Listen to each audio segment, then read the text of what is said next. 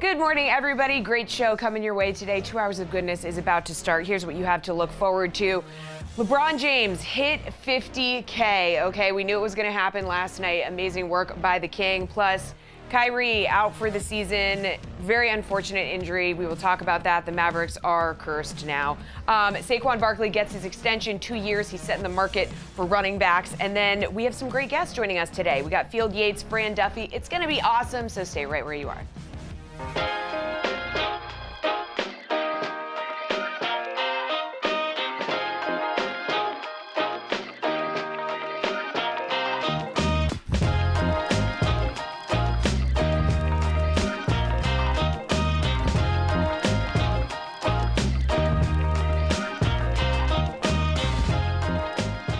What's up, everybody? Welcome to Gojo and Golic. Mike Golic Jr., Mike Golic Sr., and Jesse Cofield here with you guys for another great show. As always, make sure you download, subscribe, rate, and review us. Leave us a 5-star rating, and watch us live Monday through Friday, 8 to 10 a.m. Eastern here on the DraftKings Network. Subscribe to and hit the bell on our YouTube channel, Gojo and Golic there. Excited to talk to Field Yates, one of the few dissenting voices I heard yesterday in the what feels like slide of Shedeur Sanders down draft boards post-combine. And Fran Duffy going to come and break down Saquon Barkley's extension. Dad, that man got paid yesterday. Few guys, him, Osa Digizua, the Cowboys might actually be doing things right in Dallas with paydays, but Saquon Barkley no doubt going to be the big story of yesterday. The running backs matter conversation with a decided hammer fist in favor of the RBs. Oh, yeah. I mean, listen, every running back in college or in the pros who's playing was happy to see that deal because they just saw the value go up. They just saw a new standard set, and that's what you're hoping for. We kept talking about how undervalued the running backs are. Think about what the Eagles signed Saquon for, 3 for $38. I mean, under $13 million a year. Again, it's the second lowest the second kickers, obviously their cap numbers are lower, but the running backs are just above the tight ends. And again, the Giants just look so foolish for saying, yeah, listen, were we going to win anymore with Saquon? Probably not. But you would also hang on to your best player, and it wasn't going to bust your cap number. But no, they let him go, and he goes into the division, and they win that title. So this just helps all running backs as the ceiling gets pushed a little higher. Going back and choosing to extend Daniel Jones when they did and not Saquon Barkley at that juncture is probably going to prove to be the moment most Giants fans and people inside that building come to regret based on how everything's worked out. Because you're right, Dad, this was never going to happen with them the way that they were going. But to watch to happen with your rival a year later has to be a different kind of hurt. One that only one other franchise that I know currently might be able to empathize with. So we'll talk about Saquon Barkley, how the Eagles are actually pulling from a very similar playbook. I did not realize how similar Saquon Barkley and this one other NFL player's entire career trajectory has been. And you're going to hope, if you're an Eagles fan, that the comparison ends this season. We'll explain why coming up in a little bit. Fran Duffy going to join us to talk more about that extension in a half hour as well. But Jesse mentioned it, Dad, last night. Speaking of raising the standards, LeBron James is getting ready to go and hide this record where no one else is going to be able to find it. He became the NBA's first 50,000-point man last night in the Lakers' big win over the New Orleans Pelicans. Him and Luka Doncic both go for over 30 points in this game. And so now the 40-plus-year-old Super Bowl superstar, combined regular season and postseason points, Dad, goes and cracks 50,000. Does it pretty early in the game. TNT had the picture-in-picture with that game on during the Suns-Clippers game, which thank God, so we didn't have to watch more of the Suns' abysmal defensive effort in that game. But, Dad, in the sea of things that LeBron James has accomplished in his career, where does this stand for you? Well, first, isn't it odd? This is combined points. This is regular season and playoffs. Yet they didn't count the play-in games in 3 years, and they didn't count the in-season tournament championship game, of which he scored 24 points. In those 3 play-in games, he scored 75 points, and they didn't count that. That's so weird. I mean, listen, it doesn't change the fact that he got to 50,000, but it's just kind of a weird little glitch, I thought. I mean, listen, when a guy plays that long and he's this good, the debate of the greatest ever, you're going to have records that come along with it. So this shouldn't be the more shocking thing to me, obviously him scoring 50,000 points, but been playing 21 years. The amazing thing to me is how good a shape he keeps himself in and how well he was the player of the month for February, the player of the month in the NBA at 40 years old. I mean, seriously. Oh, Dad, to that point, I saw them flash this graphic the other night in the game. LeBron James, during his 2012-2013 MVP season with Miami, averaged 26.8 points a game, 51 from the field, 35 from 3, with 7.5 rebounds and 7.4 assists. Since turning 40, which is a sample size of about 29 games at this point, LeBron James had been averaging 26.5 points, 55% from the field, 43% from 3, with 8.3 rebounds and 8.1 assists in a game. It is absurd what he's pulling off. It's stunning. I mean, as an old guy and a former athlete with a body breaking down, and normally watching most professional athletes only play into their late 20s in any sport. And obviously ones that keep going obviously into the 30s or mid-30s, but usually it doesn't go much further past that. The dude is 40 and playing the physical game of basketball, which the way you have to keep yourself in shape. Again, he's not just a situational player. He's one of the best players in the league. Is just a credit to him, a credit to what he does in the offseason. And as I've always talked about, the offseason is the most important part. The regular season is the cherry on top. Now, it's a longer cherry on top in the NBA and in hockey and in baseball with the number of games you play. But still, the prep time in your offseason is where the dirty work comes in. That's why guys retire. They don't want to do that work anymore. And he is still obviously doing that work at a high level, keeping himself in shape during the season. That, to me, is the most impressive part. I mean, all the numbers coming along. You look at the NBA records he has, 50,000 career points record, 8,000 career playoff points record, 21-time All-Star team record, 20-time All-NBA record, Finals MVP with 3 different franchises record. You start to ask, will any of these ever be broken? Now, how much longer, and certainly maybe some will, maybe some won't. We've had long careers. As a matter of fact, I think you wonder about motivation. LeBron has not he is not the longest tenured player in NBA history. And you wonder if that's in his sights, right? He's played 21 years. Dirk Nowitzki's played 21 years. Kevin Garnett, 21 years. Kevin Willis, 21 years. And Robert Parrish, 21 years. Vince Carter has played 22 seasons. So Vince Carter has played 1 more year than LeBron. So you wonder if that's in LeBron's craw as well, saying that I want to hang around and play the most years in the NBA as well. Some of these may absolutely be unbreakable. We'll know in time. There's young superstars. We got Cooper Flagg, who's going to come out. The guy, reclassified. He should be a senior in high school. He's looking like he's going to be the first pick in the NBA draft. Who knows how great some of these people will be? But it's not about just greatness. It's about greatness and longevity. That's the amazing, that's what will impress me the most about LeBron. And not that the fact that he's 40 and played 21 seasons, but he's still one of the best players in the league. Yeah, it's a singular career. Like, I understand we spend all of our time and energy comparing him to Jordan and trying to figure out who was greater at any point. But just the differences in LeBron with all of the movement in his career, the fact that he's had success at multiple stops along the way, the different iterations where he did the time in Miami as a villain, but now getting to this point where, A, he plays for one of the glamour franchises in the NBA. He just got this influx of young talent on the team in Luka Doncic, and we'll get to that connection with one of the other moves in the NBA yesterday.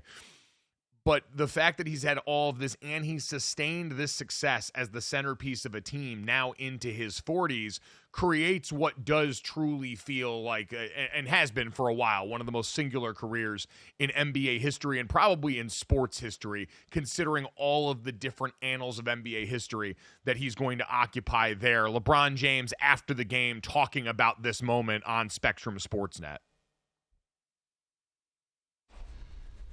You know, we saw the 50,000 combined points today. I know you kind of think of yourself sometimes first as a passer, but, 50,000 is a lot of points.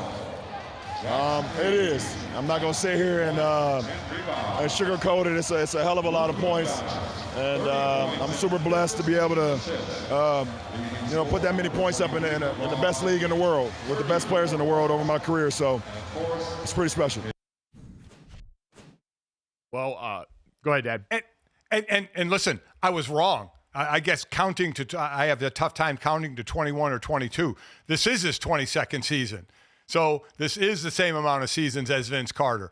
So, and I would imagine all expectations are he is going to come back and play again next year, at least next year. So he would be the player that has played the most seasons in the NBA as well. And I mean, it's just a testament to, so much has been said about LeBron, right, in his career, but you can't take away the fact of his longevity and how he keeps himself in shape and how, listen, there's luck involved as well of avoiding major injury when you're playing that many games for that many years. That doesn't really deter from your career. But luck is also part of preparation, right?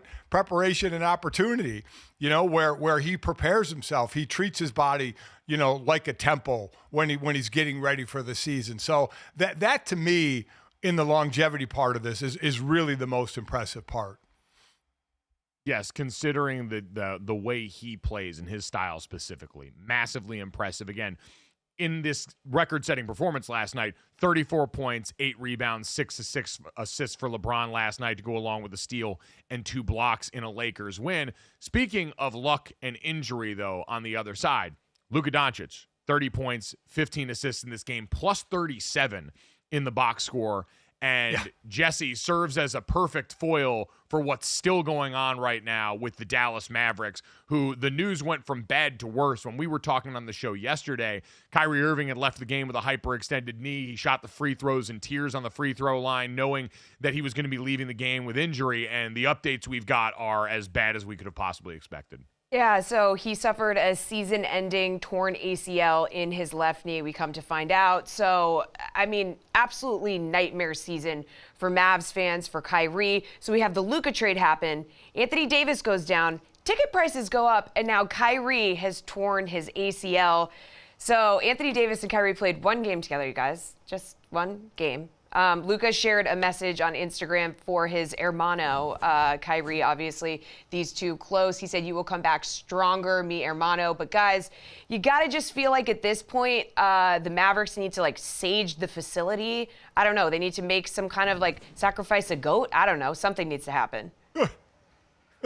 We said yesterday, the franchise is officially cursed. And first off, you feel terrible for Kyrie Irving, Dad, knowing what's happened for him as a basketball player. I mean, they were in the NBA Finals last year, and now this guy watched his running mate get traded away. His minutes went up in a way that a lot of people are pointing to and not necessarily saying is correlation or causation here, but it's hard to ignore for a player his age having that workload added on there. The trajectory for him changed massively, and now you throw this injury on top of it in a way that is just devastating for a guy that's really enjoyed a career renaissance in Dallas.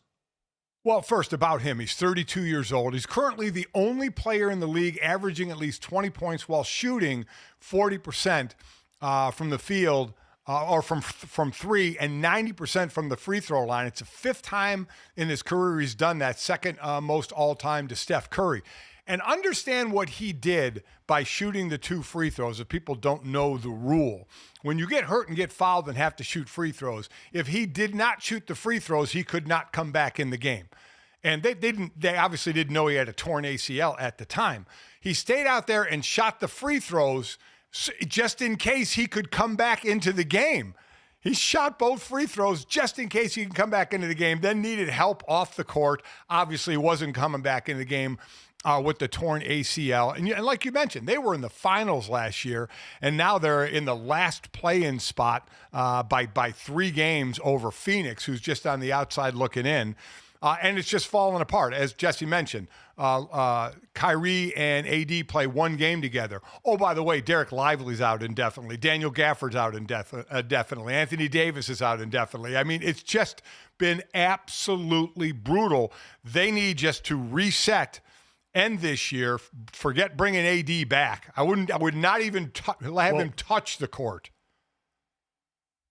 Shams Charania went on McAfee yesterday and said it sounds like AD's camp's going to huddle up, and there is talk about shutting him down for the rest of the season because you're right, Dad. At this point, for who, for what? There really is nothing to play for, and this is another thing that flies in the face of Nico Harrison, who just can't stop talking. Like, I understand you're going to put out a statement when Kyrie Irving goes down, but to put out a novel talking again in ways that feel and will, because of the backdrop of what's happened, feels like you're being shady towards Luka still, lauding Kyrie for his competitive nature, comparing him to Kobe, talking about I've seen it, I've lived it, all this stuff. Like, dog, less is more right now. I don't know. And again, behind the scenes, clearly he is not fearing for his job internally, which calls into question the way this entire organization's operating. But to continue to come out with all of that whilst the house burns down around you after touting this is a move, again, Nico Harrison's words, not mine, that can set the Mavericks up for success both in the short term and in the long term, which long term has different definitions for many people, including him.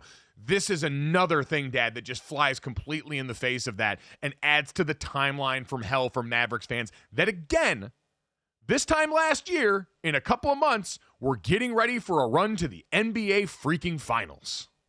Yeah, I mean, you're right. Less is more out of him, right? Less is more. You know the plan. You've laid out the plan. You've done this for the long term. You don't think Luka's body is going to hold up in 5 years, that he's fat and out of shape, and you didn't want to pay him $345 million, blah, blah, blah. We know the story, and we know what you're trying to do, and it actually blew up in your face this year. So absolutely less talk, since this is for a supposed longer timeline. He says 3 to 4 years, but I'd say more 2 to 3 years, to just quiet down. It's blown up in your face. You don't have to keep trying to justify your move. You've tried to justify your move. Everybody's still scratching their head at it. Everybody still doesn't buy it. Everybody still can't believe you gave away Luka. And you better hope that it works out for you, because your job has to be on the line. Has to be on the line with making this type of move. And again, the job being on the line won't be known for a couple of years, but still, it is off in the distance. It is a tent pole in the ground that people are looking at, as the Lakers are second in the conference, have won 17 of 20 of their last 20 games, and have just been moving up on up with the fat and out of shape Luka Doncic. Those aren't my words. Those are the words of, obviously, or the thoughts of Nico Harrison. We made the comparison off the top to the New York Giants fans going through watching Saquon Barkley leave them and go to the Eagles and win a championship. And I don't think the Lakers are going to win a championship this year, but the Giants also weren't competitive the year before. They can at least take solace in the fact that Saquon Barkley was not going to do what he did this year with them at any juncture in the near future. For Mavs fans, I truly feel terrible for you, because you had it. You were there. You get these guys for proximity to the prize, and your organization just gave it away because they didn't like him. Coming up next, though, let's talk about Saquon Barkley. New money coming out in Philadelphia. We'll tell you Saquon's twin flame in the NFL and why Philly fans are going to want to hope this comparison ends next season here on Gojo and Golic.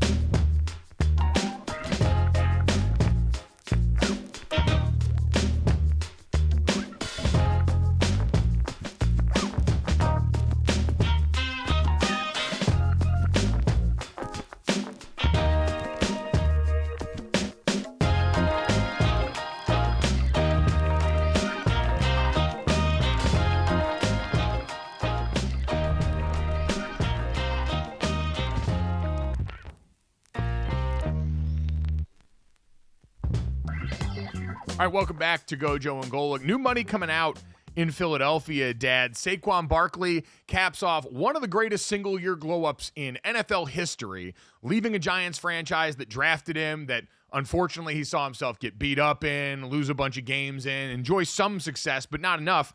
Go over to Philadelphia in 1 year and become the NFL's Offensive Player of the Year, win a Super Bowl, and now get rewarded with some shiny new money, a 2-year, $41.2 million extension, including $36 million guaranteed at signing, added on to the deal that he signed with Philadelphia last year. So Dad hadn't even technically finished the first year of the deal that the Eagles signed him to, and already adding new money here. First off, Dad, where are you at with this move? I know some people balk at the idea of this too early. I mean, hell, the Eagles went through this with Terrell Owens back in the day and didn't hand out this kind of money here. But where are you at on this reward for Saquon after last season?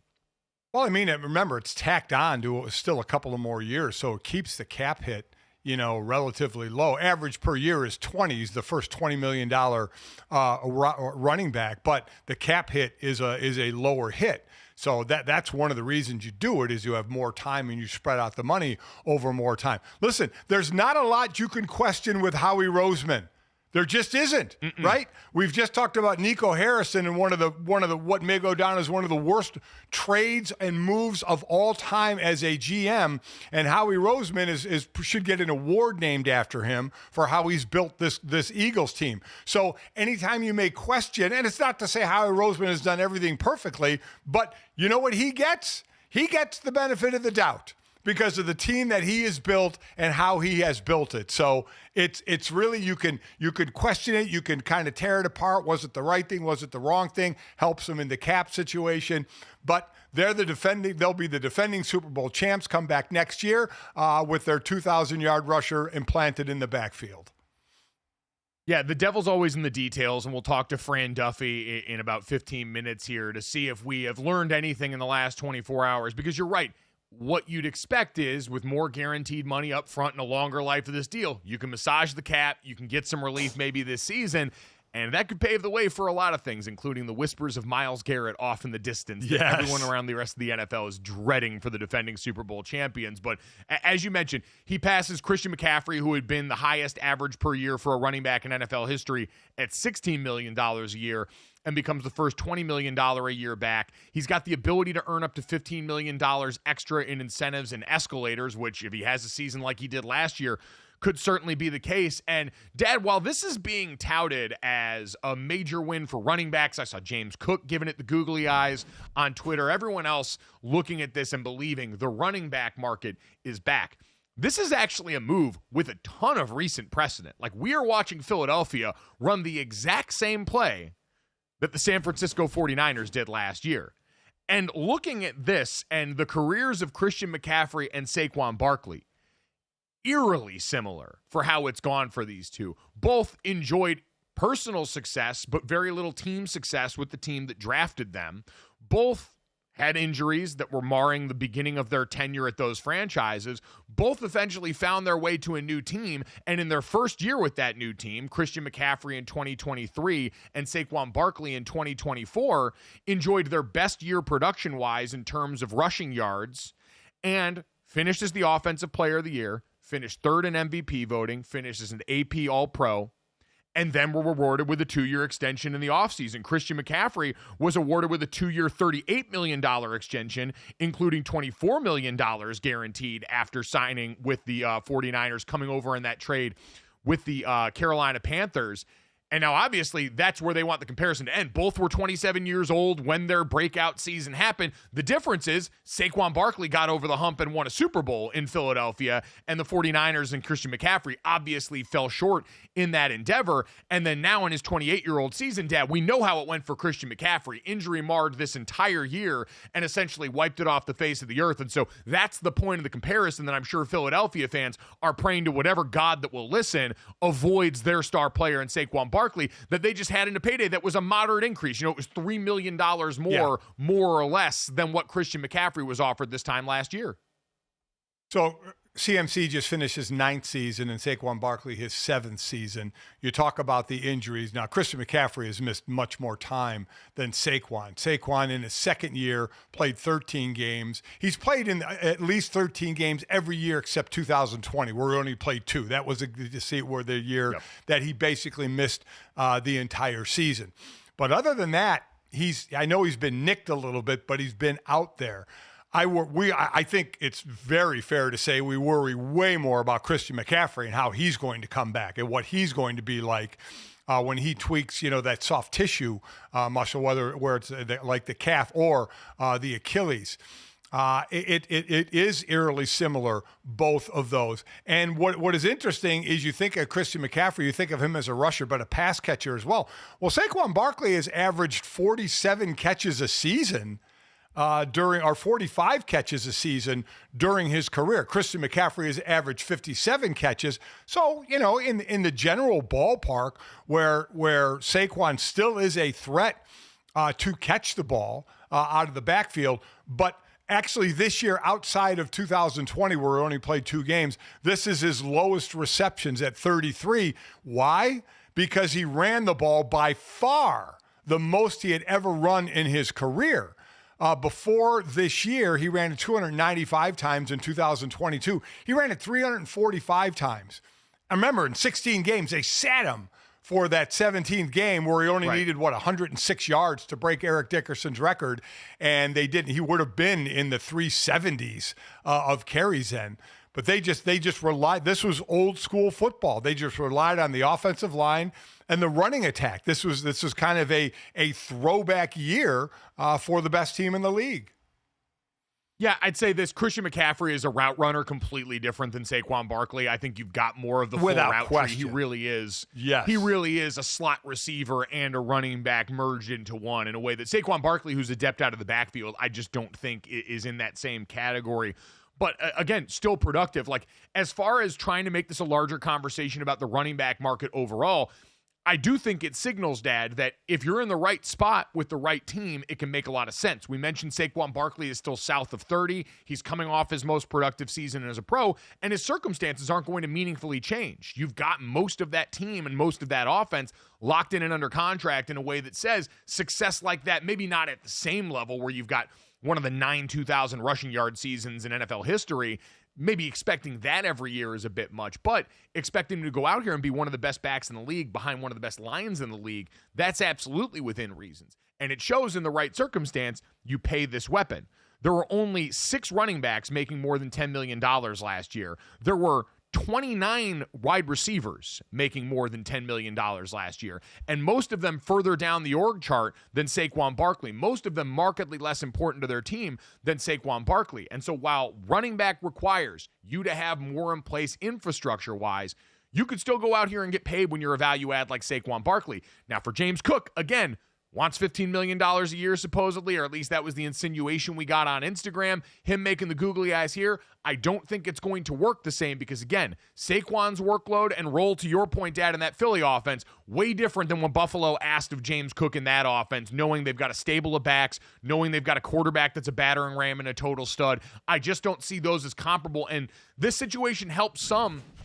But again, when you've got this deep running back class coming up as well, I don't think it's going to be the far-reaching change that we expect. Like, maybe if you're Derrick Henry, you can think about getting a little more money added by the Ravens, considering he's not going to make much going into this season. But in general, I don't know if this just kicks open the door to every running back getting paid party the way people want to act like it might here. I would say the running back Mike to keep an eye on is Bijan Robinson from Atlanta, right? He had just under 1,000 yards his rookie year. Last year, he was fourth in carries. He had over 300 carries. He had 304 carries. Saquon led the way with 345. Derrick Henry with 325. You know those two were up there. Kyron Williams had 316 carries and almost 1,300 yards. Bijan Robinson had 304 carries and 1,456 yards and 14 touchdowns. So, I mean, he's the one still in his rookie contract to keep an eye on. Now, again, he just finished his second year, can't really get an extension until after his third year, but he is probably the one of the up-and-coming running backs to keep an eye on when they're eligible for an extension or a new contract to what amount they may get. I think he's kind of the key to this. Yeah, and it'll be interesting to see whether or not that's in Atlanta. And a lot of that will be based off how it goes with Michael Penix Jr. Does the team enjoy overall success, or are they going to be at the point as a franchise where things go sour, they've got to turn the page, and now all of a sudden you've got a young running back with an insane level of talent. That's the other part of this is Saquon Barkley, always been a Hall of Fame talent. Derrick Henry, built different in so many ways. We talked about longevity with LeBron James. Jesus Christ, what Derrick Henry's done has been insane. And now you throw Bijan Robinson into the mix as well, who's that generational type of talent at the position that's matching with production. That's different than a guy like James Cook, who's uniquely talented, but not in the same category as those guys as a world beater there. Speaking of insane talents, Jesse, interesting phone call coming in for the Philadelphia Eagles the other day, according to Matthew Berry, coming off of his combine visit. He always puts out the things he heard at the combine, and this one was particularly interesting for me as we get ready to talk to Fran. And he made a point of saying, you know, always that these are rumors he heard. This is not news. These are not facts. These are just rumors. But he says that the Patriots called the Eagles about the availability of A.J. Brown. And apparently they're going to do whatever they can to get a real wide receiver one for Drake May and the new coaching staff. Now, no word on if Philly laughed in their face or if they're going to actually entertain this, but Brown did sign a 3-year, $96 million contract with the Eagles just last season. So if the Patriots are serious, it's going to cost them, but they do have the cash. Oh, they do. And, Dad, if you're the Patriots, absolutely the right move. I'd be calling anyone who will listen. Yes. You have tons of cap space. You've got a young quarterback you hit on. You got Mike Vrabel as the sell now for culture. Grab that net and catch that beautiful butterfly. If I'm the Eagles, it would take me very little time to hang up the phone on them. A.J. Brown should be one of the guys that's untouchable on that team, Dad, because we just talked about Saquon Barkley, richly deserving of that payday. Saquon Barkley, last year, the most important player on that Eagles offense. I would argue outside of him, A.J. Brown might be next, and that's pretty close. On any given day, what A.J. Brown affords that offense that's going to see so much man coverage and people down in the box because they've got to stop Saquon in that offensive line is just a human man coverage beater and a guy who made so many big plays for them down the stretch, including in the Super Bowl. I just don't think you can afford to lose the element of the offense that he brings you, especially after just signing that extension where you've got some control, you've got some time with him and your team now.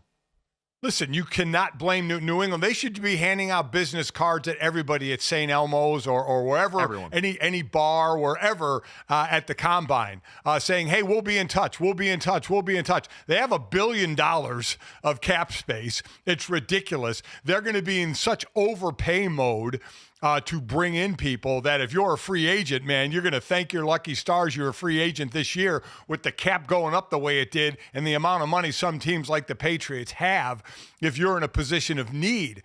So they're doing absolutely the right thing. Get Drake May not only weapons, but the best possible weapons you can get. And Howie Roseman is going to do what any great GM will do, is you answer the phone and you listen. You always listen. But then you politely say, nice conversation, appreciate that. Or if it's over drink, say, hey, I'll pick up this drink. Good talking to you, but no deal. Because there's no way you deal A.J. Brown away, right? I mean, you extend... You're extending Saquon Barkley to drop his cap number from 13.6 to $6 million. You're playing the save money game. You're not doing it to give away your top talent. You're not in it to win just one Super Bowl. You have a team that has the capability of possibly making a run. Now, easier said than done, but you have the talent to do it. You have the all-around talent to do it. And giving up A.J. Brown, I completely agree. That's a non-starter. That's a guy you do not give up because that is a guy you can just hoist the ball to on a 50-50 ball knowing it's 70-30 in your favor. So, yeah, New England's doing the right thing, and I'm sure Howie Roseman did the right thing as well, and politely, if in fact the call was made, listen and say, hey, nice talking to you. We'll see you at the next event, but no go. Yeah, remember, A.J. Brown did have a little bit of angst last year. There was that stretch late in the season where maybe he wasn't getting the targets that he liked. We wondered if there was some animus amongst him and Jalen Hurts, and then that quickly got assuaged. So I don't know if this would be enough to pry him out, but we'll find out next as we welcome in Fran Duffy from the All City Network, and Eagles analyst there, to figure out how real that might be and the ramifications in the new Saquon Barkley contract next on Gojo and Golic.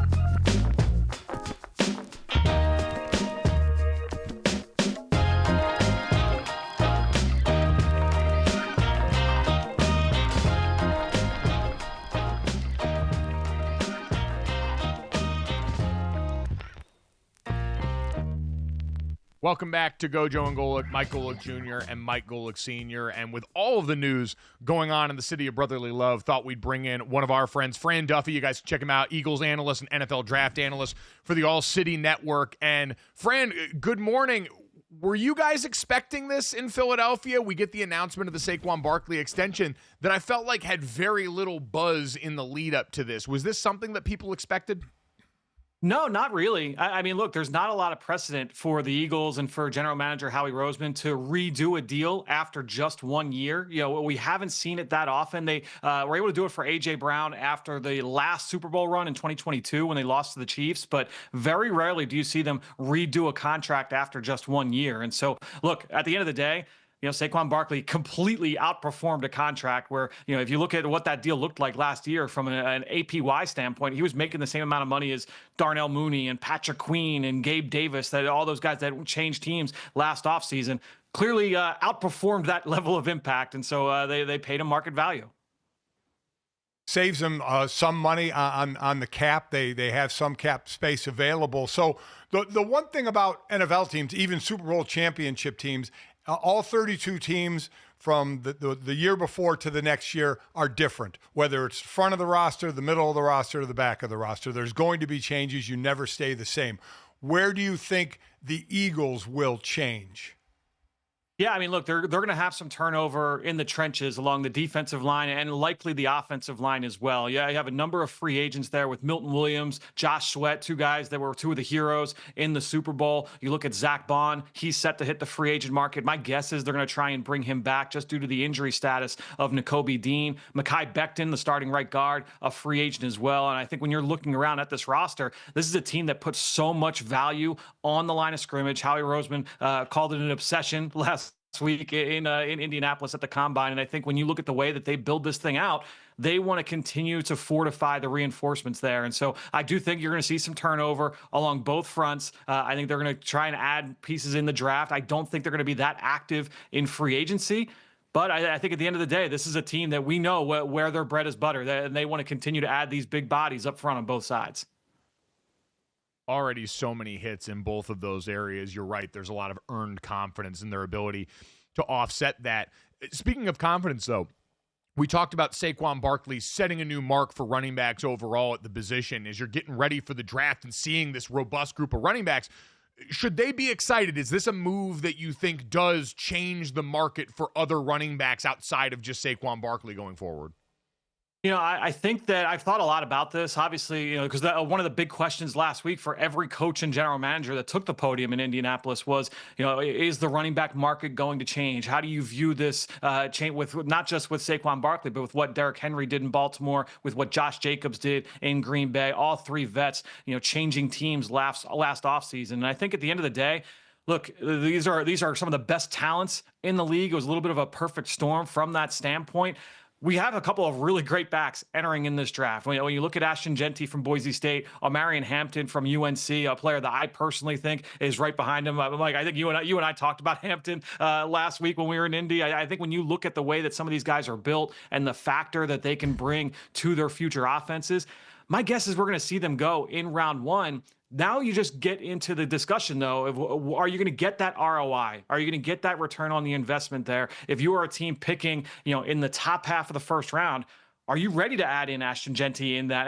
Is he going to take that team from good to great? You know, and that's where I think you're going to have those philosophical discussions. I think when you look at Hampton and where he's likely to end up, you know, one team that makes a lot of sense would be the Chargers. And you already have a playoff roster, a team that wants to establish the run. That would be a guy that can be that foundation element. He proved that he can be that for North Carolina. And so I think the discussion of running backs, there's still some nuance there. I don't think it's just as easy. All right, let's throw all the money and all the high picks at the position. But it's going to be a fascinating one to discuss here as the offseason plays out.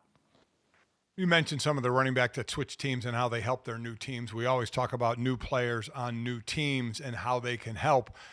You know, Howie Roseman is getting a lot of flowers thrown his way, and he absolutely deserves them. So is there fear in the league that Howie Roseman will pull off a Myles Garrett trade to get Myles to Philadelphia?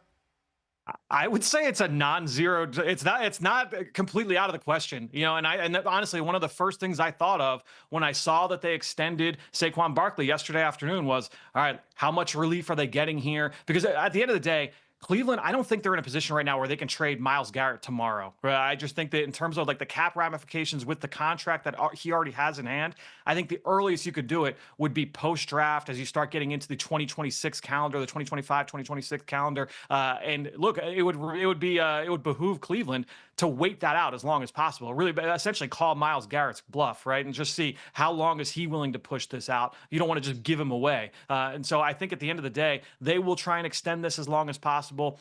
I'm sure that the Eagles have had those conversations with Andrew Berry. Berry used to work in Philadelphia, has called Howie Roseman the best general manager in all of sports. They have a very close relationship. I'm sure they've had the discussion, but now it's about just making sure that it makes sense for both sides. And so I would not rule that out. I do think that there's a possibility, but it's still a very tight needle to thread just because of the money implications involved. It feels sacrilegious to say this, but if they were able to pull that off, based on what you've seen so far, is Myles Garrett the second best defensive lineman in that group? Like, where are we at with Jalen Carter and the ascension? He got anointed and tapped by Aaron Donald last year and said, the new me is here, and he's playing in Philadelphia wearing Jalen Carter's number. Are we at that point where we're going to start talking about him as a defensive player of the year candidate next year? I think that he's the guy that's certainly going to be in that upper tier and going to be in that discussion. This is a guy that can win with strength and power. He's got the ability to win with technique. He's got the ability to win with that quick first step off the ball. And then he makes plays late in the down as well. I mean, some of the effort plays, some of the urgency plays through contact. He has got the ability to win in so many different ways. Mike, you and I talked about that last week, right? Where we were talking about, I believe it was Walter Nolan from Ole Miss, where it's, when you're evaluating these defensive linemen, all the different ways that they can beat you. If you are an offensive lineman, that's got you worried, right? It's like, oh man, like he can win with his first step, but he can also win with power. In the run game, I can't move him off the ball. He's going to make plays late in the down. So everything's got to be buttoned up when you go up against a player like Jalen Carter. And also his block awareness, his anticipation before plays. I mean, there were so many plays that got caught in mic'd up segments this year where he's calling things out before the snap. Some of the adjustments he made as just a second-year player, really, really impressive. So the arrow is certainly pointing up. That said, Myles Garrett is Myles Garrett. So I do think that he would be the 1A player on that front. The question would be, how long would he be the 1A player on that front? Yeah, very, very true. Listen, free agency starts March 12th, so really can't nail it down until Philadelphia sees which players they lose in free agency. But as we're getting close to that, what are you looking at? They picked last in the draft, obviously, 32nd in the first round. What are you looking at as their needs? Yeah, I mean, I think that they're going to try and replenish some of the guys that they lose. And so it feels like they're going to be priced out of Milton Williams, the defensive tackle. Josh Sweat, I would say, is probably gone as well. And so you're going to have to try and find answers there. Brandon Graham, he was entering the final year. Everyone kind of thought this was going to be his farewell tour. He had an outstanding start to the season until that injury cost him the remainder of the regular season. He came back for the Super Bowl, still undecided about his future. And so Nolan Smith, arrow pointing up. Bryce Huff, they signed in free agency last year. They gave him a decent deal. He was inactive for the healthy scratch for the Super Bowl. So I do think edge rush is going to be a position where they're going to try and find some answers there. Jalix Hunt flashed in the Super Bowl, but I don't think you want to go into the season with him being a starter opposite Nolan Smith. And so they're going to have an answer there, whether that's through the draft or through free agency. I think when you're looking at defensive tackle, again, trying to replenish there, losing Milton Williams, they've got some young players in the pipeline there ready to take that next step, but you just want to fill in everything behind them. I mentioned Zach Vaughn. He's a free agent. Nakobe Dean tore his patellar in the playoffs. And so what's that timeline looking like? That's a very tricky injury for guys coming back. How much juice is he going to lose from an athletic standpoint in year one off the injury? And so they will probably need an answer there. Outside of that, though, it's a pretty good roster. And so like offensive skill talent, I think they're in good shape. They don't need to go too crazy there. I honestly don't think they're going to be too active in the early stages of free agency. I think next week will be relatively quiet when it comes to new bodies. I think that this will be a year where they probably are playing the comp pick formula game for next season to try and get some added picks and continue to roll the depth through. You talk about the offensive skill on this roster. Matthew Berry and his post-combine column did mention that the New England Patriots were a team he heard picking up the phone trying to inquire about A.J. Brown. How quick do you think that conversation was between the brass in New England and Howie Roseman? I'll say shorter than this conversation. I can't imagine that extended too long. You know, Mike Vrabel, look, he's been vocal about his affinity for A.J. Brown. We know how disappointed he was that the Titans traded him away to the Eagles a couple of years ago on draft night. So I'm sure it was one of those things like, hey, like, you know, what are the chances here? But I can tell you, like, Philadelphia loves A.J. Brown in that building, but it does feel like it's a yearly thing now, like death, taxes, and, you know, the rumors about A.J. Brown in the offseason was the same exact thing last year. But they love A.J. Brown in that building. The duo of him and Devontae Smith, one of the best 1-2 punches in football. This is an organization that it starts the top down. They are always going to prioritize the passing game. And so I do think that A.J. Brown, it would take a lot to pry him away from Howie Roseman and the Eagles. I would say with good reason, too, considering what you've talked about there, the roster that they've assembled offensively, even with a couple of losses in the periphery, still going to be a damn good unit. Check him out on Twitter at FDuffyNFL, doing a great job covering the NFL draft, the Eagles over at the All City Network. Fran, great to see you in Indy. Great to talk to you today, man. Hopefully we'll do it again soon before the draft, all right? Thanks so much, guys. I appreciate it. Talk soon. Thanks, man. Awesome stuff from Fran. Yeah, Dad, good time to be the Eagles right now. Everything they're doing, and this is most often what we talk about, the teams that are incredibly active in free agency usually aren't the good ones. Like, the good teams are picking at the back end of the first round, are making moves around the edges of their roster. Yeah, signing Zach Bond to a long-term deal is probably the biggest priority as they get close to this. And I'm sure there's mutual interest on both sides to get a deal done that would make everybody happy. But besides that, you're talking about garnishes and not necessarily looking for main dish items on your plate. Yeah, unless you lose your main dish items, two defensive linemen, a linebacker, an offensive guard, you know, to free agency, you probably can't bring them all back. So you're going to lose some, and that's what happens when you're one of the better teams. As you have teams in the division, let's look at that. Washington nipping at their heels, right? Washington growing and getting better. Jaden Daniels going into his second year. This team's somewhat surprising. Where are the Cowboys? They signed Oso Odigizua. They did say that right? Odigizua? Yes. To his long-term deal. They re-up. They redo CeeDee Lamb to save some money. You know they're going to save Micah. They're going to sign Micah Parsons. But it's about, can Dallas then add? They have to add to the O-line. They have to add to the running back. They have holes they have to fill. They're taking care of their players. CeeDee Lamb to help with the cap numbers. Osa gets the deal he deserves. Mike is going to get paid, obviously the way he should. But then can they build? Obviously, it's Philly, Washington, Dallas. I don't think anybody's really concerned about the Giants at this point.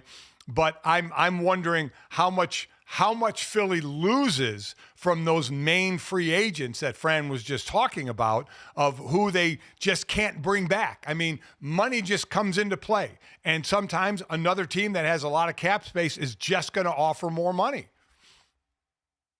I think the priority should be Zach Bond, and everyone else I think they can afford to lose. Like, I'm pretty confident in Philly's ability to get other D linemen in there, especially because you've got Jalen Carter as your world ender up front. I think on the offensive side of the ball, as long as you've got Jeff Stoutland there, baby, I'm pretty comfortable with you bringing in talented players and getting the best out of them the way they did with Mekhi Becton. Mekhi deserves a ton of credit and hopefully gets a great payday this offseason. If it's somewhere else other than Philly, then good for him. He earned it by going out there, switching positions and doing a good job. But that underscores the fact that, again, they're built to absorb the loss at that position in particular in a way that very few teams around the NFL are. So I feel like as long as they bring Zach Bond back, Dad, this is a team that can reload in all those other areas and be in a really good spot going into next year. I will say this, if Dallas actually signs Micah Parsons this spring in a timely fashion without dragging things out the way they seem to be setting up to with all these moves, then I will entertain the notion that maybe things can be different this year for them. Yeah, but that's just re-signing their own. They still have holes to fill. And we're just keep waiting for Micah Parsons to get signed. It's ridiculous. Baby steps towards a brighter tomorrow. Coming up next. next, a lot of conversation about Shedeur Sanders sliding down draft boards. We'll talk to one man who was the dissenting voice yesterday, next on Gojo and Golic.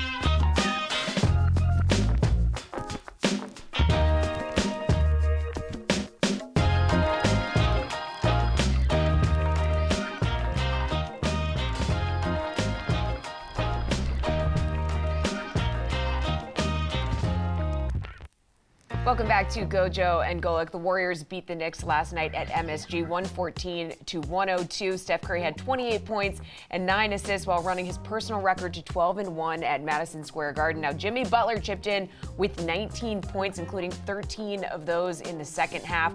Warriors now 9-1 since trading for Jimmy Butler. They moved up to 6th place in the Western Conference.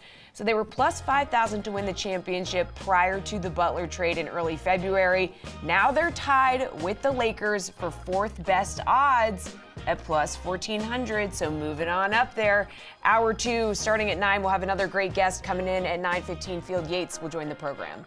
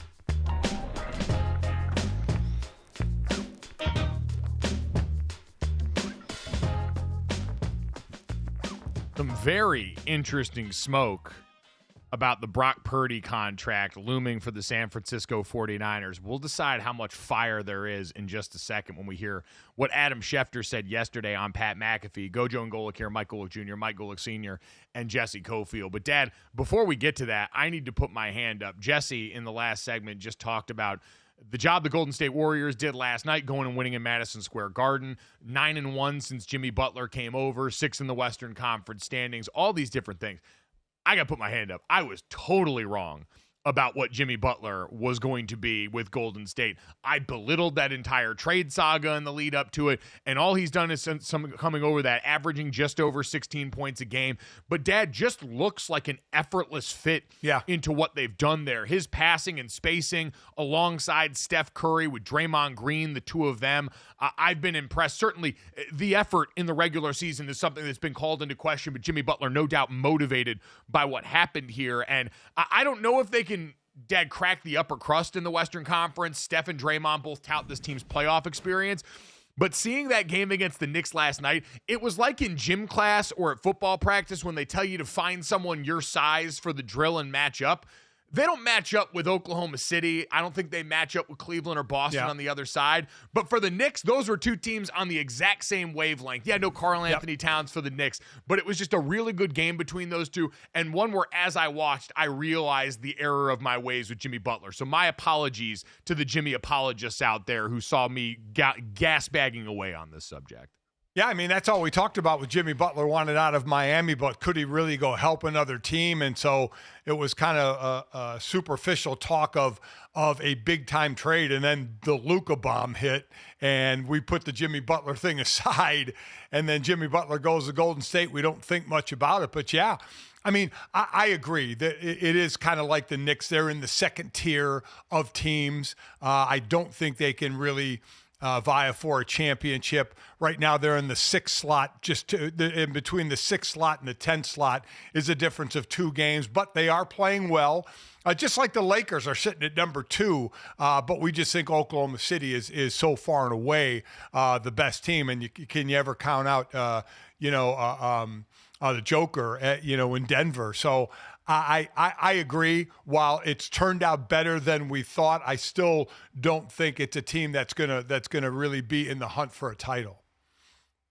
I don't either, but Nirvana here, and I know we don't like to do this too much of think of the ratings, but depending on how the seeding works out in the Western Conference, could you imagine if we worked our way into a Golden State Lakers first-round playoff series? It's not that far-fetched considering where they're at.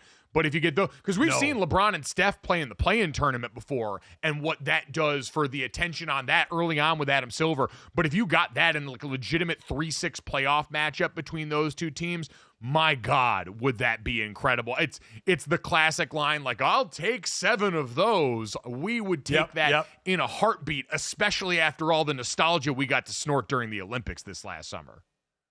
Oh, no doubt about it. You would take that because you're on borrowed time. Well, we keep thinking we're on borrowed time, and these guys just continue to keep playing, right? They just continue to keep playing. And, oh, by the way, playing well. You just keep thinking they're in rebuild mode, and we know, the Lakers acquired Luka for post-LeBron, and still it's going to be for post-LeBron, but LeBron is still LeBron, and he's playing some great ball. Again, he was the player of the month in February at 40 years old. So it is something to watch. The craziest stat I saw relative to LeBron and Steph in regards to LeBron's career accomplishment, again, 50,000 points from last night.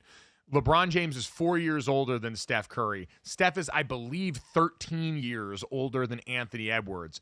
And yet Anthony Edwards is closer to Steph Curry in career minutes played than Steph is to LeBron James in career minutes played. The gap bigger between LeBron and Steph than it is Steph and Ant at this point, which is just an insane testament to how much regular and postseason basketball LeBron James has played there.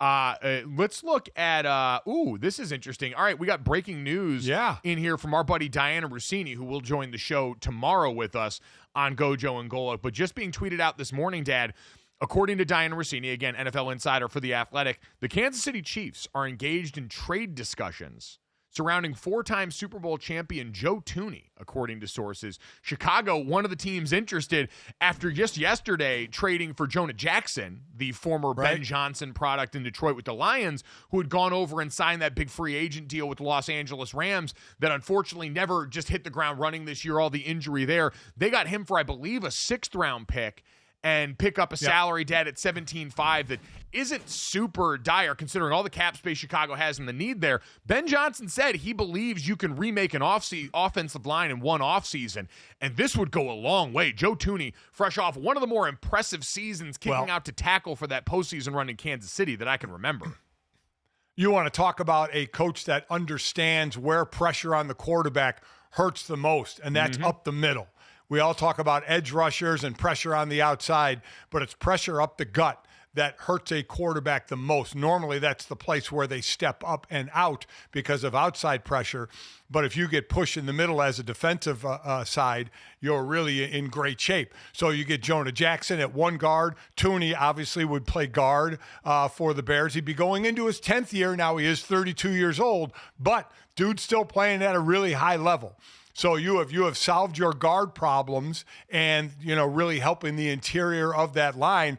Ben Johnson's no dummy. He understands that he has a commodity in Caleb Williams, and he needs to protect that commodity of a Caleb Williams who got hit so many times that he started bailing before he should bail. And how to kind of remedy that situation is to protect him straight up the gut, if, in fact, they do pull off this trade. So Joe Thuney going into 2025 would be the last year of the 5-year, $80 million contract that he signed with Kansas City. So honestly, it's a similar thing. Like when talking about the Jonah Jackson thing yesterday, I said it made a ton of sense because his cap number drops off massively. You can cut him pretty easily after next year if things don't work out. You've got the money, and this is a position of need in a year where, Dad, we've talked about it.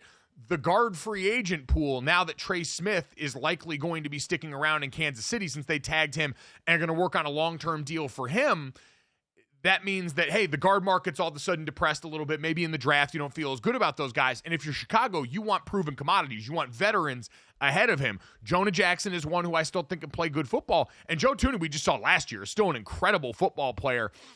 Even at his age right now, going to be 33 this upcoming season. And so another one, a 1-year contract, money to spend. If it goes well, maybe you talk about something different, even though he is 33. But at the very least, you come in and you reset that foundation in front of Caleb. Dad, how do you feel about this from the Chiefs standpoint, though, letting a guy that just showed the kind of versatility and production walk for you this last season? As I was just going to say, this is why the NFL and pro sports is a business, right? You look at what Joe Thuney did. Joe Thuney saved their bacon by they just had horrific play at left tackle. Thuney, who was an all-pro guard, slides out to be on the island at tackle and holds down that position at 32 years old. And how does, people will look at, oh my God, how he helped the team. And now what does the team do? The team turns around, looks like they're going to trade him. So why it's a business. He's 32 years old. He's in the last year of his deal. They probably don't want to re-up and give him big money at 32 years old. So they know he has some value, and you can get, if you trade him, you can get at least some pick for him. This is the business of the NFL. This is why you can't, hang your hat on the personal relationships, which there are personal relationships, and players do take things personal, but this is why it's a business. This guy save their bacon on the offensive line. And because it's a business, because he's 32, because he's in the last year of his deal, they say, you know what? We're going to have to move on before he's too old and starts to break down.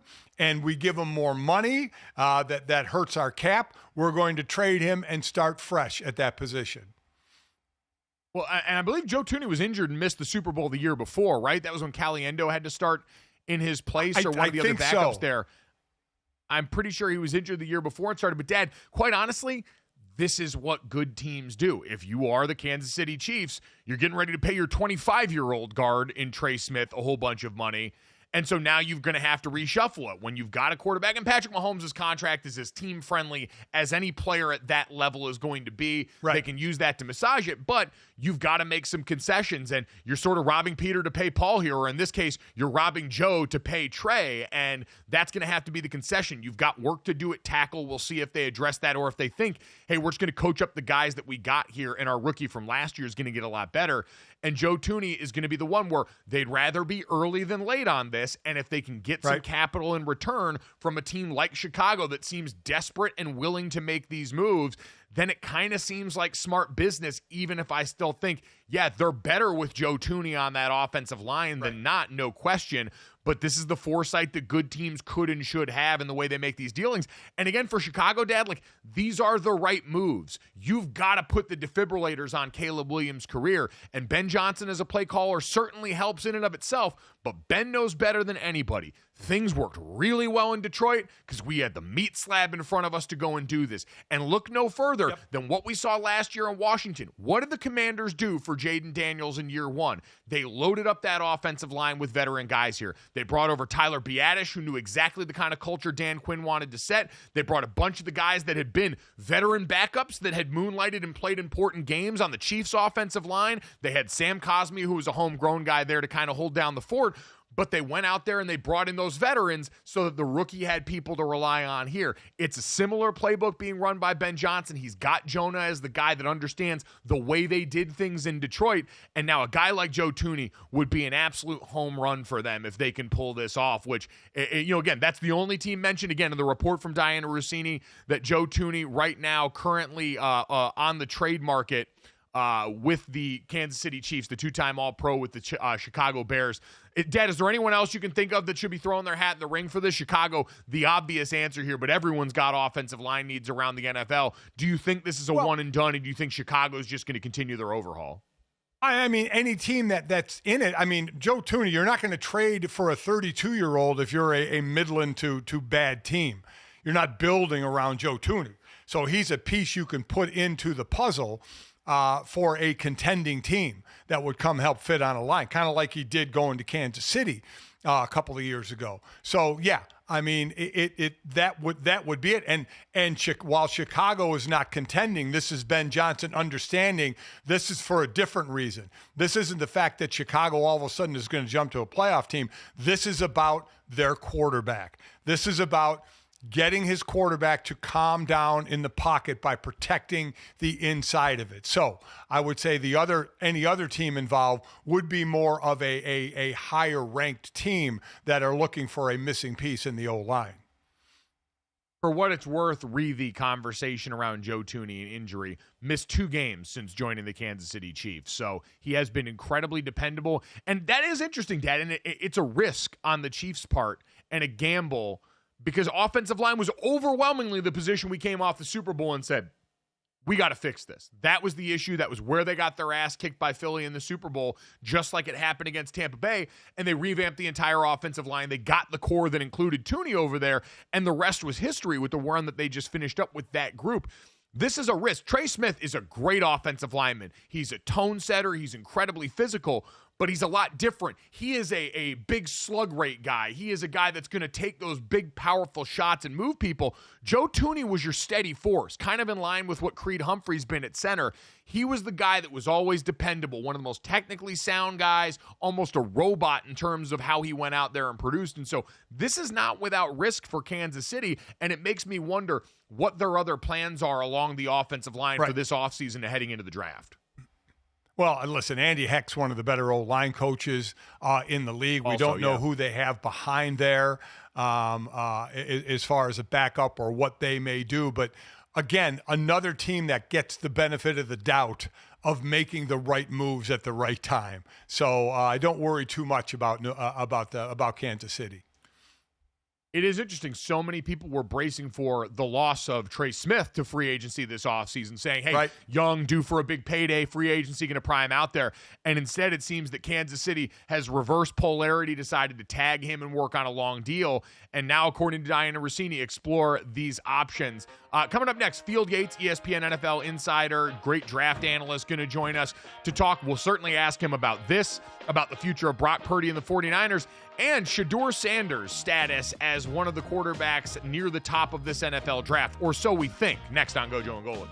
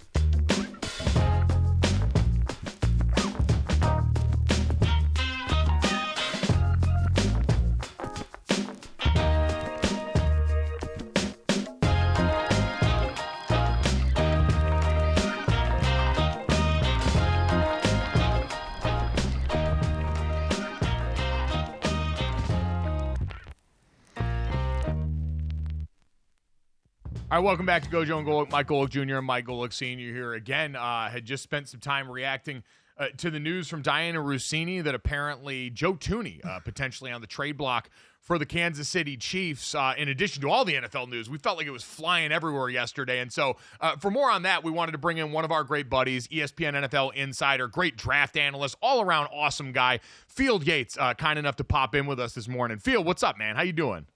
I am doing great. I hope I got to ask about Pops though. You know, as a fellow shoulder surgery guy in the past 6 months, how we holding up, Senior? We doing okay? Yeah, I'm doing okay. You know, Field, as I was saying, in all the surgeries I've gotten while I was playing and then after I played, I could start rehab right away. But for this particular surgery, when you get your shoulder replaced, you have to have it in a sling for 5 or 6 weeks, and I can't really start rehab. So it's kind of tough just sitting around kind of waiting to do rehab. But this was a injury over a lot of years that just got worse and worse. I haven't had many beach injuries to speak of. Come on now. Come on now. Well, first of all, this is just the latest example of why you and I are built different. You're like, yo, I hate the fact that I have to wait for 4 or 5 weeks before I can start rehabbing. I loved the immediate time after the surgery. The doctor was like, you can do nothing, not a damn thing for 2 weeks other than ice and watch Netflix. I was like, you know what? Twist my healthy arm and I will make it happen. See, that's why you and I are friends, because that sounds like music to my ears. So I am much more in line with you on that. Although you made up for it after taking the time in the break there. Maybe 2 of the more exhausting weeks I've ever heard of. You took the family to Disney in 1 week and then went to the NFL Combine the next week. Which of those tried you more? The Combine, obviously rigorous, late nights, early mornings, and a lot of meetings. But Disney with kids is a different animal. So how are you feeling? I feel so much better after the Combine than I did after Disney. It was the coolest experience. I've got 2 young kids, 3 and 1. We went down with the Rutledge family. They've got kids very close in age, and our 2 daughters, our older kids, both go to school together. So those 2 are hams. And let me just tell you, they went down there on a mission. They went down there on a mission to prove that they can go as fast as humanly possible for their young ages for as long as humanly possible. Disney is kids' Las Vegas, right? It is every sight and scene that they could possibly want to indulge themselves in for what ended up being like 12 hours a day. I don't know, my 1-year-old, I don't know what this kid was thinking. She did not sleep at all during the day, which is very atypical for her. And then at nighttime, I swear Disney, we could have endured anything, any sort of natural disaster at Disney, and my 1-year-old would have slept through it. It was awesome. The Combine, though, felt like vacation compared to that. Oh, I was going to say, I mean, the Combine, you can control how much you go out. Disney with kids, you control nothing. You control absolutely nothing. Yeah. Except for one thing, which is the credit card. And I showed very little capacity to discipline either of my children or myself, for that matter, during that time there. Because I usually bought my way through any sort of meltdown that we were having down there. Fine, another popsicle. I know it's only 9:30, but a third popsicle seems like a good thing to do that early in the morning.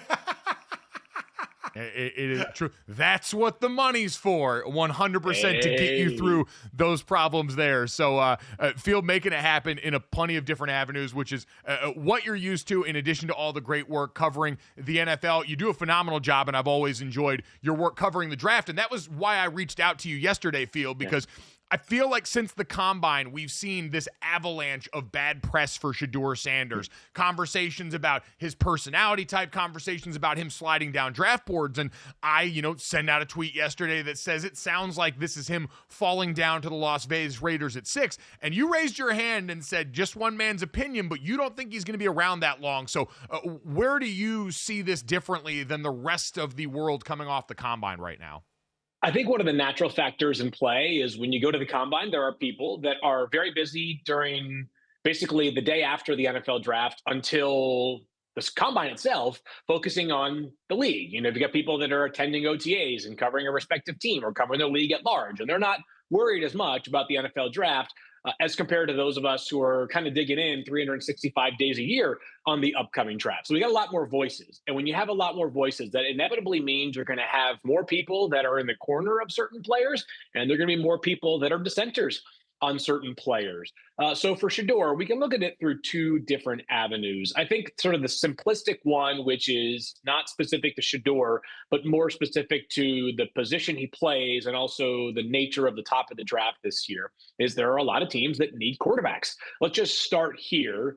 And just we could go further down than this, but I would say through picks 1 through 9, you can make a credible case that the Titans, obviously at 1, the Browns, and then the Giants at 3. So 1, 2, 3. Plus, I would argue the Raiders at 6, no big arguments there. The Jets at 7, and the Saints at 9. That's 6 teams in the first 9 picks that if a quarterback were available that they felt was a legitimate starting prospect, I think they would pull the trigger in the first round because they either have a veteran who is close to the end of his contract or they don't really have a good veteran option that they can count on going forward. A lot of quarterback needy teams, not that many quarterbacks in this year's class. Now, I think it's inevitable that the discourse surrounding Shedeur Sanders is going to get a little bit off the rails. Let's just call it what it is, right? He is an incredibly high-profile prospect. He is the son of Deion Sanders, who has been on the brain of any football fan or follower for probably 35 years now. I mean, close to it. You go back to his days. I mean, he was a star athlete of multiple sports, Florida State, NFL, baseball. Like, the guy has been one of the most famous people in the world for nearly 4 decades. Like, it's going to matter a lot when you have somebody who is the son of one of the most notable NFL players, at least of my lifetime. Shedeur, though, here's where I land on some of the discourse surrounding Shedeur. Is it's important for us in part of our job in discussing these players' skill sets to dive in not just to what they do in terms of a physical skill set, but also the kind of person you are investing in. We know that there are lots of talented guys who either don't become successful players at all, or it takes them a while to get there because they're not prepared for the rigors or the preparation or things that contribute on the intangible level to NFL success. I'm going to go off of what I have heard from people. And I haven't talked to every single person, but I've talked to enough people that I feel comfortable with this. Like, the first word that tend to come to mind when I'm talking to people about the intangibles of Shedeur is incredibly experienced. He's got 4 full years of starting in college. Extremely tough. The guy took 1 million hits over the past 2 years, as we know, because Colorado's offensive line was not good. On top of that, while there are probably some perks of being the son of Deion Sanders, that's a lot of pressure, man. Like, people are rooting for the children of high-profile individuals in sports to fail. Like, I see it, and not that these guys are anywhere close to the same level of prospect, but like, there are people that just want Bronny James to not be great because they just don't feel like he deserved to be drafted in the first place. That's what gets your rocks off. That's totally fine. For me, though, Shedeur has had a lot of pressure around him since basically his name became public, and he's met the mark every single time. So while he and Cam Ward are graded lower for me than where I had the top 3 quarterbacks last year, who went 1, 2, 3 overall, still think both of them are going to appear in their names very, very early, possibly, maybe even likely, 1st and 2nd overall. Obviously coming out of the combine, hearing things about Shedeur now, it's all intangible, right? Because the last game he played was December 28th, the last time he had pads on, and he didn't even throw at the combine. So he's done nothing technical as a quarterback to receive any kind of feedback, except for his interviews, of which he is extremely confident. And you wonder, does that work for him? Does that work against him? But I wonder, Field, how much comes into play the fact we talked about his famous father, no doubt about it, but also that's the only coach he's had. Is there worry about that's the only, as far as meaningful football in high school and college, that Deion has been his only coach? Yeah, I think there's the specter of Deion Sanders, because just this last cycle, when Deion was mentioned as a potential Cowboys candidate, it did underscore the reality that if Shedeur goes somewhere where, if he performs well, the head coach and the GM probably keep their job. But if he struggles as a rookie, we're probably talking about administration changes. Then I think there is the possibility that Deion is going to be amongst the most prominent names that are mentioned. But in terms of the evaluation, I haven't heard that as something that limits the capacity for Deion Sanders, for Shedeur Sanders. It's interesting on the competent, brash, if that's how people perceive Shedeur Sanders. Think about some of the coaches right now. They're at or near the top of the coaching tree, right? I think if you ask Nick Sirianni if he was a confident guy, he would unapologetically say, damn right I am, right? Because I believe I'm a damn good football coach. I mean, we were talking about his interaction with a singular fan against, after they beat the Browns this season, which he's talked about on the record about how that was probably blown out of proportion, right? But I think a healthy confidence is important. Ben Johnson, the Bears' new head coach, at his press conference had a line that I love, which he was talking about. It's pretty sweet to beat Matt LaFleur twice a season. I assumed at that time that Ben Johnson and Matt LaFleur were buddies from coaching. They've been in the league for a long time. They obviously played in the same division or coached in the same division for a long time. Turns out Ben Johnson doesn't even know hardly Matt LaFleur. They know each other from coaching against each other, but he said, I don't know Matt LaFleur. I don't know him like that. It was just a line. And okay. Confidence, sure. Can it be a problem if you're not playing well, you're not performing? I mean, you'd like to see a guy whose confidence is earned, but if I'm Shedeur Sanders, I'm sitting here saying to myself, I took a program that has been irrelevant for a long time in Colorado and put them on the map, obviously along with Travis Hunter. I think he's earned the right to be confident. And I think that there are ways in which that would play actually more positive than negative if things are rolling in the right direction eventually for him at the NFL level. I tend to agree with you on that. And I think the experience, we've seen that become more and more valued by the NFL, getting guys that have played a lot of games, which Fields is an interesting segue into what we're seeing right now with Brock Purdy. He was a guy, a lot of starts under his belt, wasn't necessarily supposed to turn out the way it has in the NFL for him, but now he's here going into the final year of his deal. And the talks about the extension, we heard Adam Schefter on with McAfee yesterday saying that that number might not be as high as a lot of people on the outside think of it.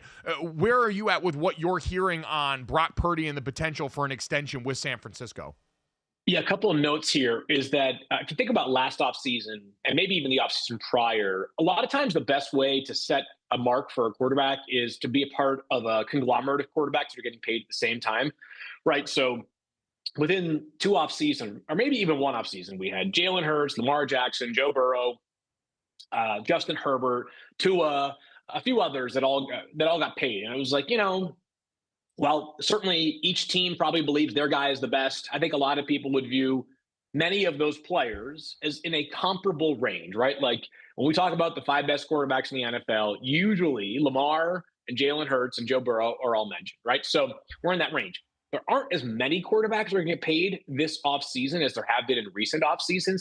And so for Brock, it's not like, hey, so I'm just making this up. If Bo Nix were eligible to sign an extension, he got 56. Brock may say, I've taken the team to a Super Bowl. Let me get 57. That's a bad example because Bo obviously has played for just 1 year. But you get what I'm saying, that there's not a lot of other guys. On top of that is, and this is important to note, obviously the 49ers have the ultimate discount with Brock Purdy, just over $5 million this year.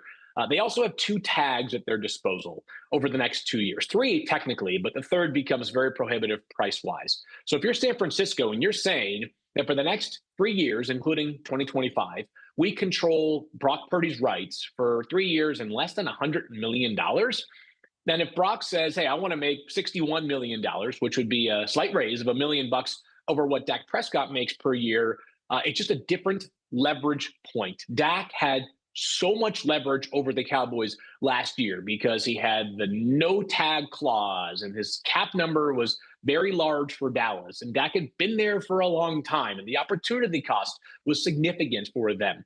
I'm not saying that Brock does not have leverage. The best leverage he has, he's an awesome player. I just don't know that it's a guarantee that Brock is going to sign a record-setting deal just because he is the latest quarterback to get paid, which is, in a lot of cases, how the highest paid quarterback comes to be. You're right. It generally tends to be you're next up. You're within a certain range. This is your price tag. I think very good points about why that could be different here in San Francisco. Guarantee is that Field Yates needs to get some rest. Long road to the NFL draft in Green Bay that we know you're going to be a great part of the coverage of there. At Field Yates on Twitter is where you can check him out, doing a great job covering the NFL, fantasy football, and certainly the NFL draft as we march towards that field. Always great catching up with you, man. Hopefully we'll talk to you again soon. All right, brother? You guys are the best. Junior, miss you, bud. Senior, hope you're feeling. I miss you too, but hope you're feeling better too, man. I got some shoulder exercises when it's time. Thanks, Phil. There we go. Rehab buddies in arms, pun fully intended.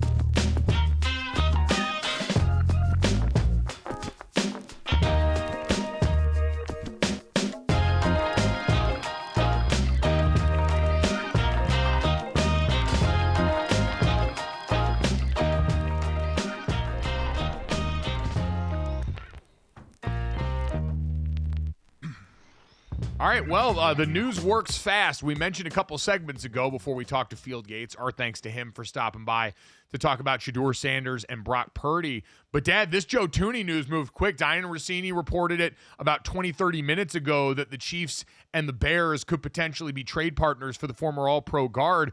And now, per Ian Rappaport, Albert Breer, the news, the Chiefs are trading the four-time All-Pro Joe Thuney to the Chicago Bears for a 2026 fourth-round pick. So, again, we mentioned Jonah Jackson goes to them for, I believe, a 2025 fifth or sixth-round pick. And so fifth, now the age here, a fifth. The age here clearly must be a factor in this because contractually, number-wise, I think he's due about a similar amount to what Jonah Jackson's due next year, but going to be playing in his age 33 season. So, Dad, all the things we talked about for Chicago, this move makes a ton of sense. They are fortifying that offensive line. Ben Johnson making good on his belief that you can flip an O-line in a year. And now the Kansas City Chiefs going all in on putting that money over into Trey Smith, a much younger guard that they've invested in that organization for a while. I'm just thinking about the personal side for Joe Thuney. Joe Thuney, from 2016 to 2024, has been on the New England Patriots and the Kansas City Chiefs. He has won 4 Super Bowls. He has been through many playoff games. And now, it's going to be 33 years old. He's going to one of the worst teams in the league in the Chicago Bears. I mean, that is we always look at it from a business side, right? Pro football, pro sports is business, but then there's the personal side. This guy has played on some great teams, and now he is going to a team that's trying to build, and obviously he's going to go do his best and play his best. But boy, from a personal standpoint, does he go to a downgraded team? Dad, I don't know that there's at least room for growth. Like, it's not like you're being sent to, the Raiders as they're currently constituted or the Jets as they're currently constituted. You got the number 1 overall pick from last year's quarterback class that's infinitely better than this one. You've got the coordinator in Ben Johnson that, at least from an offensive play calling standpoint, we'll see what he does as the head man. But from an offensive play calling standpoint, especially for an offensive lineman, is manna from heaven. And clearly, they're loading up for something now. You're not the first move that they made going there on an island. There's a clear indication that they're not done acquiring talent at this position. And so there does seem to be at least this idea, Dad, that, while it's a departure, he's also already accomplished all of that. He's coming towards the end of his career. And if you're looking for a bit of energy, going to a place that feels like it's building towards something, at the very least, is a sell in a way that you can spin this in the positive. Yeah, you go ahead and spin it all you want. And listen, I know he's going to play hard, but he's a guy who has 4 Super Bowls, that has played a ton in the playoffs, listen, he's not and he's going to a 5-win team. He's not on the Chiefs anymore, but that Bears team, if he's on the offensive line with this group, I think is going to get better in a hurry if you're asking me to bet on it now. But yeah, listen, you're leaving the Chiefs. You're leaving a team that's an automatic ticket punch to the Super Bowl. It feels like every year right now, while you've got Mahomes and Andy and all the parts of this organization. It sucks from that standpoint. But again, at the very least, you're not being dealt for parts to a team that's got no chance. Nope. Listen, I get it, but that's all I'm talking about. I'm talking about the personal side of it. We always talk about the business side of it, but there's the personal side of it as well.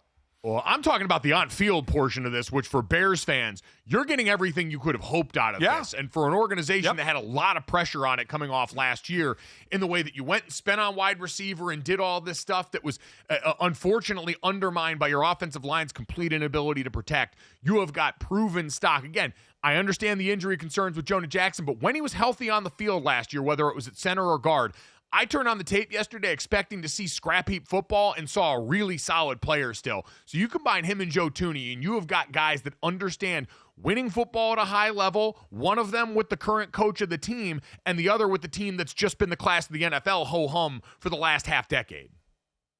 And they don't take on a huge, right, with Jonah Jackson at $17 million, with Thuney at $16 million. So, well, it's a decent chunk. It's not an incredible amount of money. And again, Ben Johnson is doing the absolute right thing, and that's taking care of the interior part of the line, the push straight into Caleb Williams' face and body to try and toughen that up. So I do like the move the Bears are making.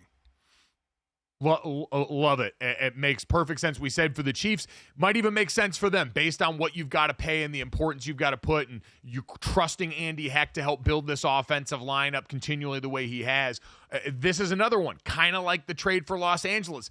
Makes sense for both sides. Feels a little more dire for Kansas City because I don't know if there's a replacement right away right now. He was a guy that was tremendously important. An offensive line's a definite need for you. At least with the Rams, yeah, you got through so much of last season without Jonah. You've got a starting five now you can feel somewhat comfortable with, and you got that contract off the books and saved yourself some money. Certainly a little bit different for Kansas City. But again, Joe Thuney now joining Jonah Jackson in the Chicago Bears, a 2026 fourth-round draft pick in return. So not in this draft class, in next year's draft class, going back to Kansas City for the Chiefs. That becomes interesting there, Dad, on a day where there's been a flurry of NFL news, right? We talked with Field about Brock Purdy. We also had Davante Adams cut by the New York Jets. And unsurprising move, saves them a ton of cap space. But now, Dad, you look at this wide receiver market and the way it's shaping up this offseason of the veteran impact players you could potentially have. We talked about Deebo Samuel yesterday, traded for by the Washington Commanders, going from the San Francisco 49ers, 29 years old, starting to get up there. Cooper Kupp on the trade block could also potentially be a guy that ends up getting released if a market doesn't materialize for him.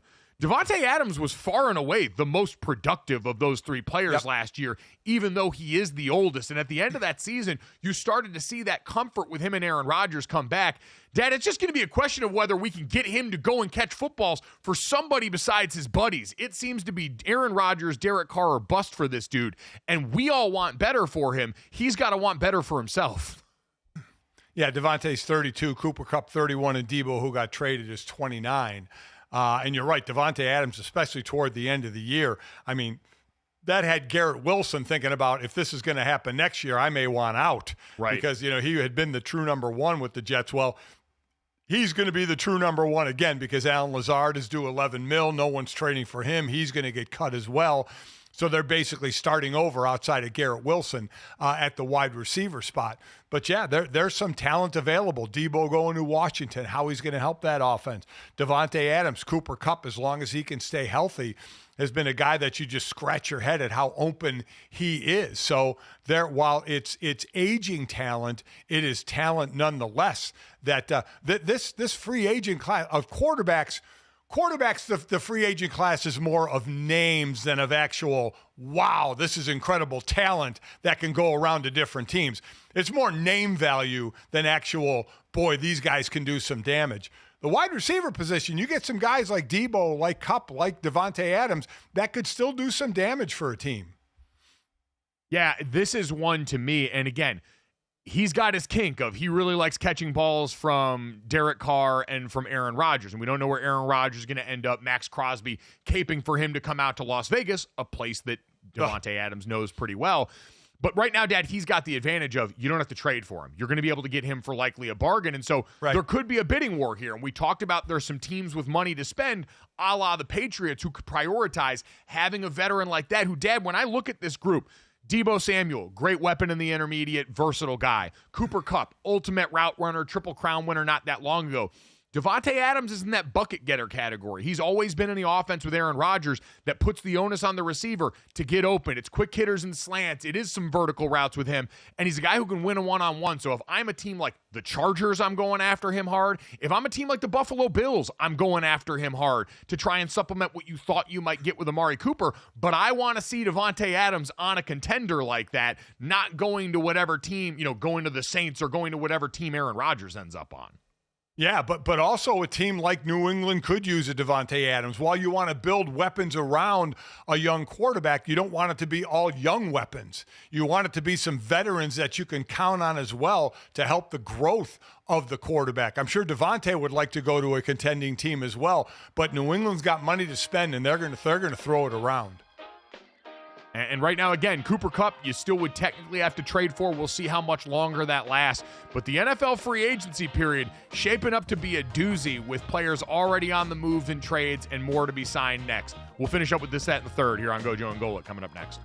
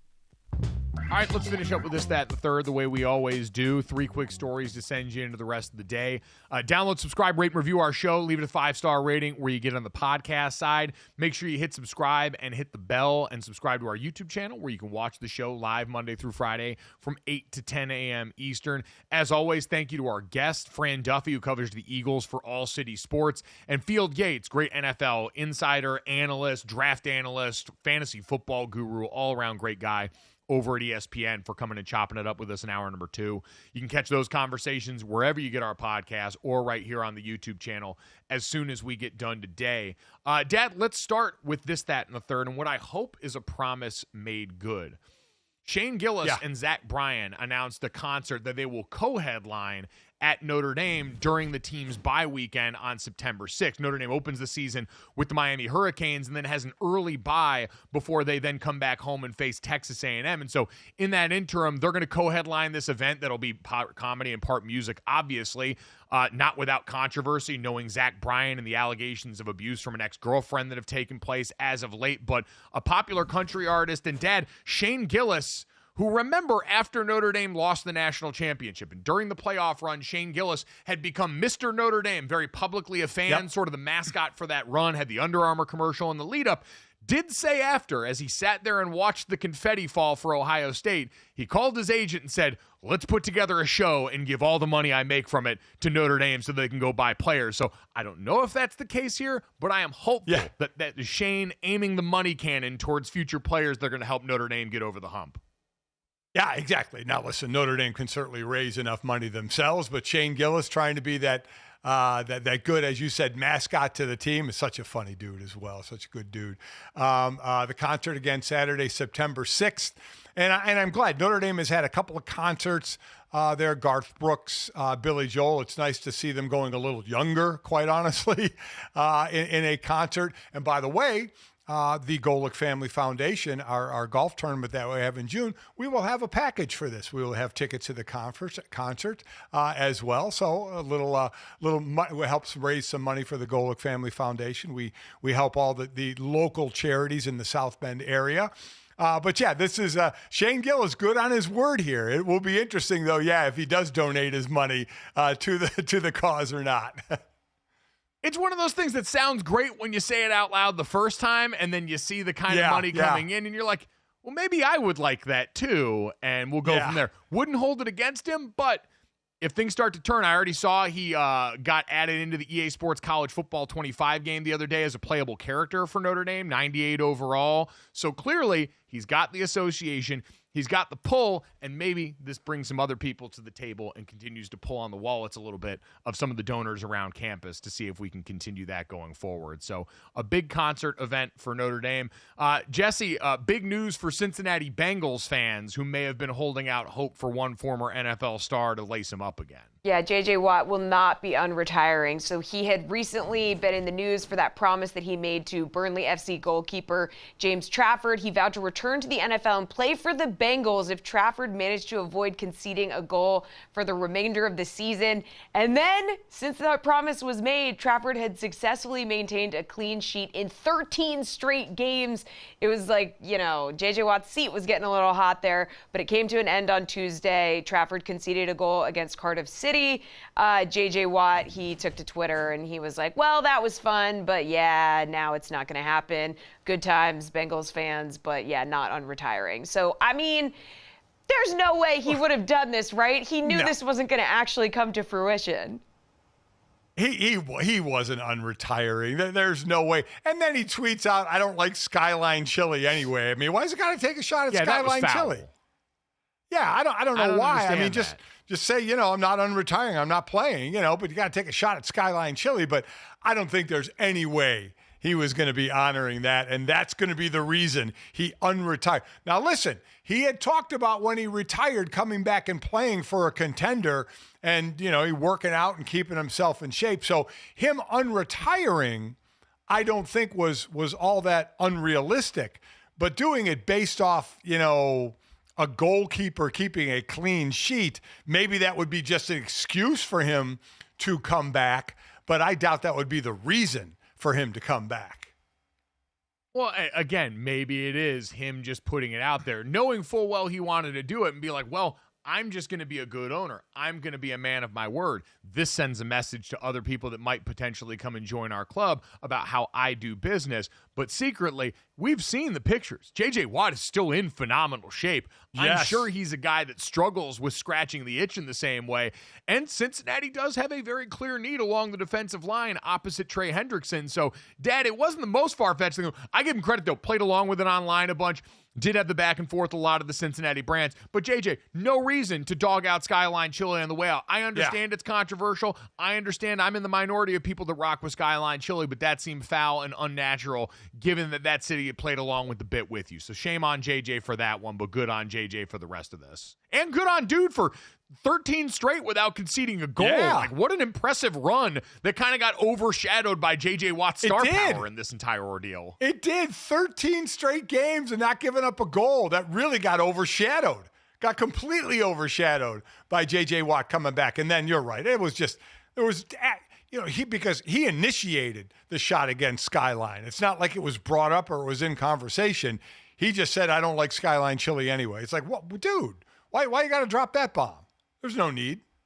So James Trafford, to give him the credit, has been awesome this weekend, surrendered just 9 goals in 33 matches, and has helped leading this team that potentially could get promoted as they try and vie to return to the Premier League. They finished 19th after relegation, 19th place relegation at the end of the 2023-2024 campaign. So a big turnaround, and James Trafford, a big reason why that's happened. And listen, if the fuel you need is getting your owner to unretire and play for your favorite team, hey, it takes different things for different people. We talk about motivation for athletes all the time. They pushed the right buttons, and they got the results that they wanted. Speaking of pushing buttons, Jesse, let's get to the third here. One of the best button-pushing shows of all time, unfortunately going to go by the wayside. Yeah, so ESPN has announced that they've canceled Around the Horn. So after more than 4,900 episodes, 23 years, dozens of guest panelists, it's going to have its final episode on May 23rd. So this show first debuted with moderator Max Kellerman on November 4th in 2002. Then longtime host Tony Reali took the reins in February 2004. So I know a lot of people are really in their feels about this one getting canceled. Yeah, Dad, and this is one of the shows that I never got to be a part of, and I don't think you did either, because this was always a platform for writers. This was a place where people that were sports writers across America, sports writers for ESPN, got to go and get their takes off. And Jesse mentioned Max Kellerman began as the host of this, but Tony Reali is really the one associated with it. And I said this yesterday, and I wholeheartedly believe it. in an era where we see plenty of boxed off TV shows where it's floating heads, people in remote locations, it's very difficult. We do it every day here, and it's always difficult to try and pull the humanity out of that. And I don't think any show did that better than Around the Horn. And Tony Reali especially deserves a ton of credit, as do the litany of panelists, many of whom went to yesterday took to Twitter to talk about how that show had changed their lives and changed their careers. So what unfortunately makes it hard for me to get out of my mind is, as Jesse mentioned, over 4,900 episodes, 23 years, dozens of guest panelists, and these are writers and journalists that are panelists. Stu Gatz was a panelist. Stu Gatz found his way onto Around the Horn in the only Stu Gatzian way that he possibly could do. He infiltrated the writers and the journalist world for a moment. The one black mark on the resume of Around the Horn, which has otherwise been a show that I think I saw as Woody Page mention it, is usually on the background, silent in bars and restaurants, but giving people plenty of entertainment, giving people plenty of opportunity, even our own beloved Stu Gatz. Stu Gatz putting on a suit. That's how you know Around the Horn garners a certain amount of respect and gravitas, though. You got Stu Gatz, too. It looks like wash his hair and actually put on a collared shirt there. So congratulations to Tony Reali, the entire staff there, everyone a part of that, on one of the all-time runs at the worldwide leader. That show will be deeply missed by so many and leaves behind a pretty impressive legacy here. We hope you miss us enough to download, subscribe, rate, review while we're gone. Leave us a 5-star rating. Thanks so much. We'll talk to you guys tomorrow.